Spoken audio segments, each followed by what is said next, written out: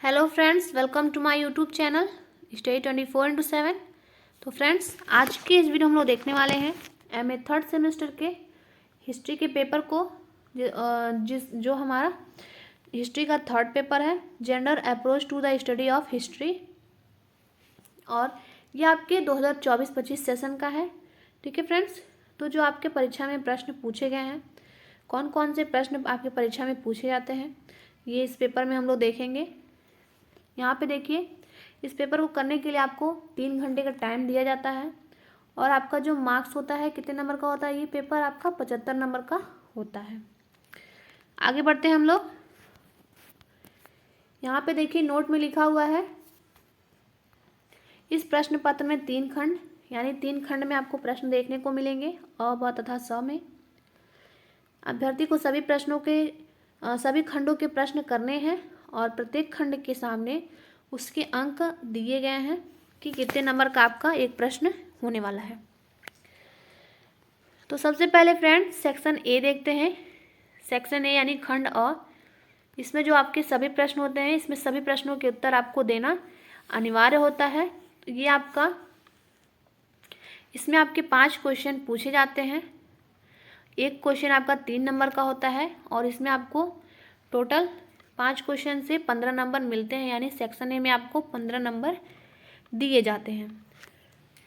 तो देखिए, section A में सबसे पहला प्रश्न है हमारा, मार्क्सवादी नारीवाद। तो फ्रेंड्स, ये जो मार्क्सवादी नारीवाद है, ये आपका हर साल पूछा जाता है, तो आपके लिए क्या हो जाएगा, वेरी इंपॉर्टेंट क्वेश्चन हो जाएगा। अब आता है हमारा 1856 का विधवा पुनर्विवाह अधिनियम। ये आपका दूसरा प्रश्न है। ये भी आपके हर साल पूछे जाने क्वेश्चनों में से है, इसे आप जरूर देख लेंगे। फ्रेंड्स, आपका ये जो प्रश्न होता है 3 नंबर का होता है, इसलिए जो आपका आंसर होना चाहिए, मैक्सिमम आपको 2 से 3 पेज में इसका आंसर आपको देना होता है। अब आता है हमारा तीसरा प्रश्न, AIWC यानी ऑल इंडिया वुमेन कॉन्फ्रेंस। ये भी आपका बहुत ही इंपॉर्टेंट है, हर साल पूछे जाने वाला क्वेश्चन है, इसे जरूर से देख लेंगे आप लोग। फिर आता है हमारा असहयोग आंदोलन में स्त्री की भागीदारी। ये भी आपका वेरी इंपॉर्टेंट टॉपिक है, यानी जो स्त्रियों की भागीदारी है भारतीय राष्ट्रीय आंदोलन में, आप देख लेंगे। उसमें आपका असहयोग, भारत छोड़ो आंदोलन, सविनय अवज्ञा, सारी चीज़ें आ जाएंगी। किसमें किसमें स्त्रियों की क्या क्या भागीदारी है, वो सभी चीज़ें आप देख लेंगे इसमें। ठीक है। पांचवा प्रश्न है हमारा एनी बेसेंट, यानी एनी बेसेंट पे आपको टिप्पणी लिखना है। इस जो सेक्शन ए है, इसका आप आंसर 2 से 3 पेज में ही देंगे और इसमें आप किसी प्रश्न को छोड़ेंगे नहीं, सभी प्रश्नों के उत्तर आपको देने अनिवार्य हैं। अब आता है हमारा सेक्शन बी, खंड ब। इससे आपको कितने नंबर मिलते हैं, टोटल 20 नंबर मिलते हैं। टोटल 20 नंबर मिलते हैं। इसमें क्वेश्चन होते हैं 8 प्रश्न में से आपको 4 प्रश्न करने होते हैं। ठीक है फ्रेंड्स, आगे बढ़ते हैं हम लोग। तो देखिए, निम्नलिखित में से सभी प्रश्नों के उत्तर दीजिए। पहला यानी दूसरे का पहला है, उदारवादी नारीवाद को परिभाषित कीजिए, या उद्दामवाद नारीवाद को परिभाषित कीजिए। ये आपका दोनों ही मोस्ट या वेरी इंपॉर्टेंट टॉपिक है, क्योंकि आपका शॉर्ट या लॉन्ग या वेरी लॉन्ग में आपसे ये पूछ सकता है। तो इन दोनों टॉपिक को आप बिल्कुल भी नहीं छोड़ेंगे, आप इन दोनों टॉपिक को परीक्षा में देखकर ही जाएंगे। फिर देखिए, तीसरा प्रश्न है हमारा। तीसरे में पहला प्रश्न है, स्वतंत्रता पूर्व भारतीय शिक्षा हेतु किए गए प्रयासों की विवेचना कीजिए अथवा NCWI national council of women in India पर एक लेख लिखिए।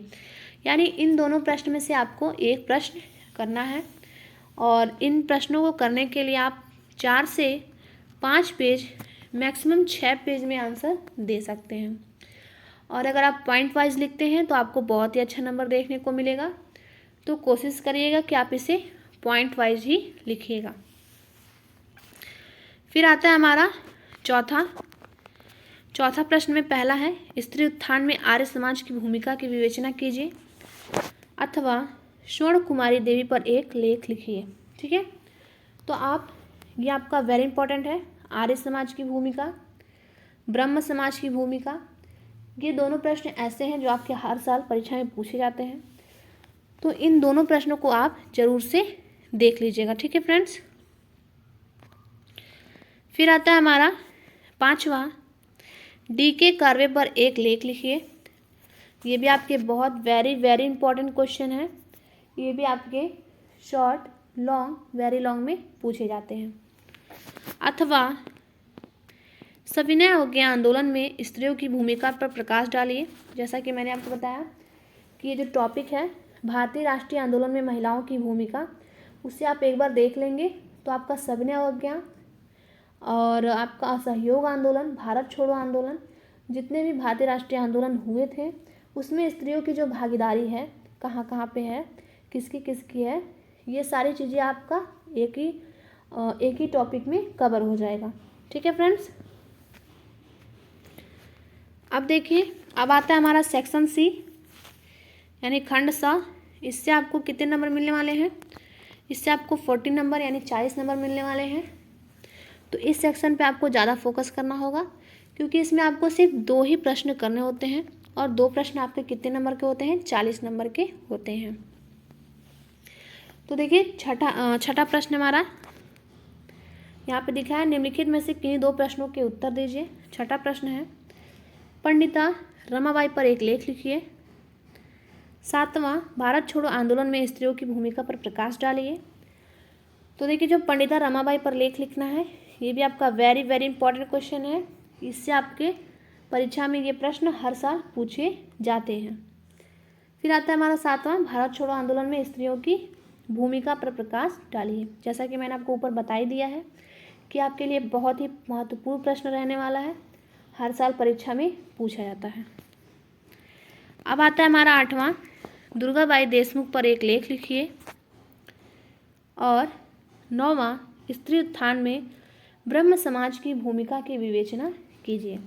तो फ्रेंड्स, कुछ बहुत ही वेरी वेरी इंपॉर्टेंट टॉपिक हैं, जैसा कि मैंने आपको बताया, आर्य समाज की भूमिका, ब्रह्म समाज की भूमिका स्त्री उत्थान में, और फिर भारतीय राष्ट्रीय आंदोलन में स्त्रियों की भूमिका, डी.के. कर्वे, पंडिता रमाबाई।